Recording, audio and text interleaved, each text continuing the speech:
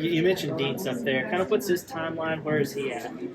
Yeah, he was a little bit behind some of the other guys who've been rehabbing. I think, sometimes it's not just physical, it's mental. Scared to let it go as a pitcher. You don't want to hurt it again. He's been hurt a couple of times. He's getting through that.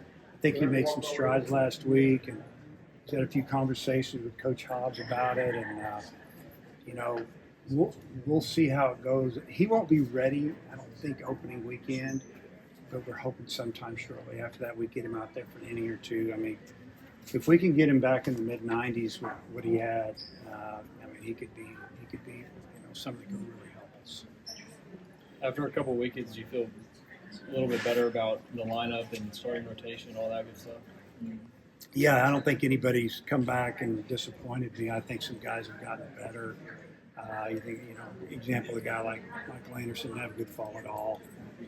Obviously you're a big first baseman. You got to hit. I think he's kind of, done something about it, given him a chance to get in there. But we got Rocco Pepe's healthy, and he had 3 balls hard yesterday. He got tough luck with some of the wind, but Kendall Diggs, you never know how it's going to go when he comes back.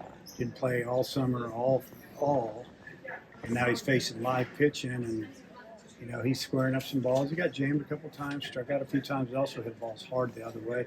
Yesterday he had a ball that would have been a double, but he's had a little hamstring problem. But he also had a ball on the building the other day.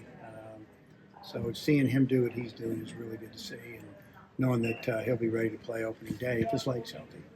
Have you had any discussions with, the 4 guys that are competing for the weekend rotation about what their role might be depending on who doesn't, who is the 4th guy there? Yeah, not yet.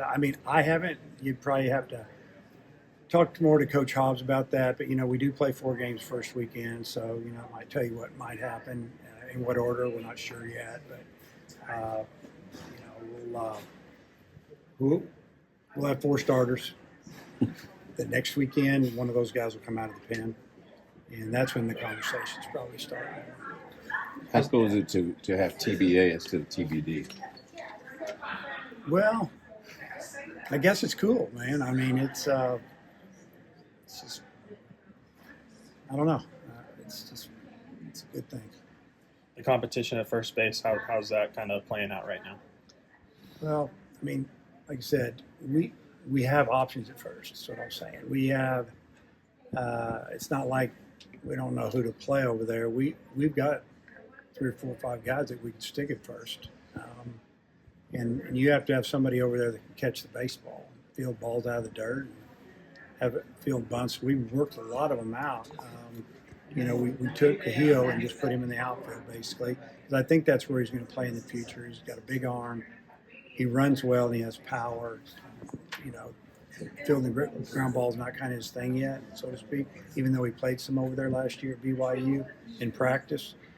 So that eliminated one, but when Kendall came back, it gave us another option where, it could be him or Pepe or Anderson. And then Reese Robinette is probably the best defender over there. Maybe, but I'm working him out at third all the time because he's pretty good over there. He had a bad day. Maybe it was Friday.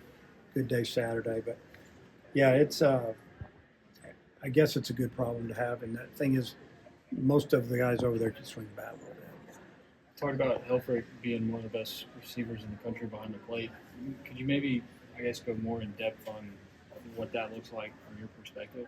Yeah, it's all you have to do is know how to read the data and see how many pitches he gets us a game.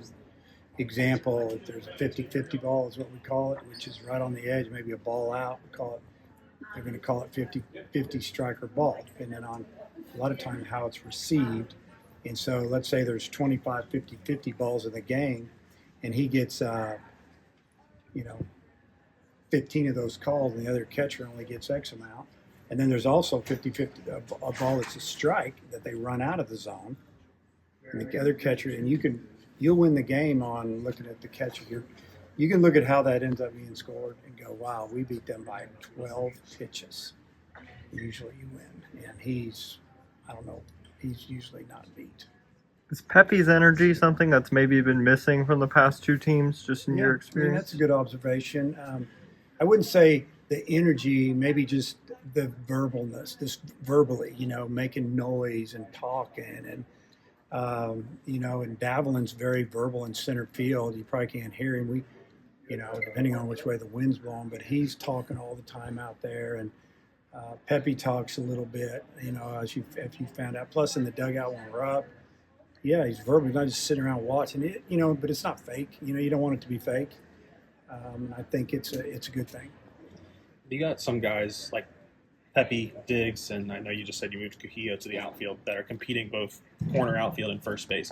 Between those positions, is there one where it's a higher priority for a better defensive guy? Well, I would say probably at first base, because first baseman's, catching pickoffs and catching throws from the infielders. And outfielder might get 2 balls a game, but when they make a mistake out there, it's 3 bases, 2 to 3 bases, and it just really shows up a lot of times more. But obviously, they're all important, and I've told all the guys that I want to play defense. We played great defense the last 3 or 4 years.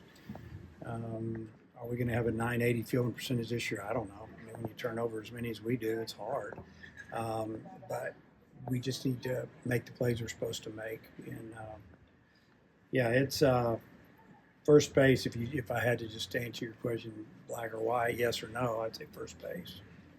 Talking about McIntyre's improvement on the fastball, what else is different about him this year? Well, it's just he's throwing it for a strike. Last year he left it high, or he's throwing it too far out, trying to throw the ball away. And now our hitters are having to respect it. Our guys are sitting on that cutter a little bit, and then the fastball comes and they can't catch up to it. It just keeps them off balance, and that's what he was missing last year. That's the key for him. You mentioned Gibbler's rough outing the other day. Is there any concern there, or is it just a matter of it's a freshman and it happens? Yeah, I think he just kind of snowballed on him a little bit. And, coaching him, we're working on some mechanics yesterday after the game inside. So we'll see how it goes this weekend. If it happens 2 or 3 times in a row, then it becomes more of a concern. With Justin Thomas Jr., you talked about his base running and fielding, but streaky as a hitter. How does he improve on that? Well, it's all about approach. And when he first got here, he was wearing out our third baseman on the ground. So that means he's pulling off. And, we work with him pretty much the whole time he stays through the middle of the field, goes the other way. Now, think about our scrimmage on Friday. He smoked the ball to right field. He hit another couple of balls hard to right field. He's going to strike out a little bit. It's about staying on the ball. And what happens is these kids, they're trying to hit home runs. And you get them at all levels, and he's very strong. He misses the ball when they go out of the park. But, we need him on base. And we've been working, he's a good bunter. He can bunt for a hit. And he does pull the ball a little bit, but he stays through the middle. Now he shows a threat to bunt. Third baseman's playing even with the bags. He's going to bounce some cheap ones by him, steal a base, and help us win. You look at the way Souza did it yesterday. He stole second, he stole third, scored on sac fly for the second out. And you got to do that every now and then. We have a couple, 3 guys that can do that. Did you know, it seems like Souza's taken a leap. When you guys recruited him, did you feel like he had this high ceiling that was untapped? Yeah. You just look at him physically and look at his tools. One of the fastest guys on the team, one of the strongest guys on the team. He's still growing a little bit, honestly. And he's got bat speed. And, you watch his batting practice, he doesn't pull the ball at all. But if we tell him, hey, okay, why don't you just try to hit a couple over the light pole here in the right field, he can come close, believe me. But he's a little raw when he got here, honestly. And he's made big strides. He's defensively a lot better. Confident, turned the double play pretty good. He can play short and third, too, as well. Does that make you guys, motivate you guys to maybe try Kojal out at different positions as well? Yeah, we talked about him playing first base over the holidays, but he's just got to hit. He's got to make his play. When he gets in there, whether it's a DH to start or wherever we put him, it's all about the bat. You got to get in the lineup, and he did not have a good fall, but it's getting better. Fisher last year, Felder this year. Just kind of what allows, maybe these young pitchers to consistently move up the pecking order? It seems like there's one every year. So what was the beginning of that? The Fisher last year, Felder this year. Yeah, Fisher coming off the injury slowed him down, and he's, we didn't know if we'd have him until mid-season, and he's pretty much ready to go almost. So what allows you to move up the pecking order is that you just become a better locator of pitches and confidence. You've been there and done that. You don't get shook up, and you get hitters out. You pitch. So I tell our pitchers all the time, it's not rocket science, man. You know, position player, they got to play defense. They got to hit. They got to know sign. They got to run the bases. Sometimes it takes a little time to figure out if they need to be out there. If you get out on the mound and you're pitching, you get out hitters, and you have a clue holding runners, you're pitching. And, so he's got all that. And, the young pitchers, they get better. Wood is a lot better.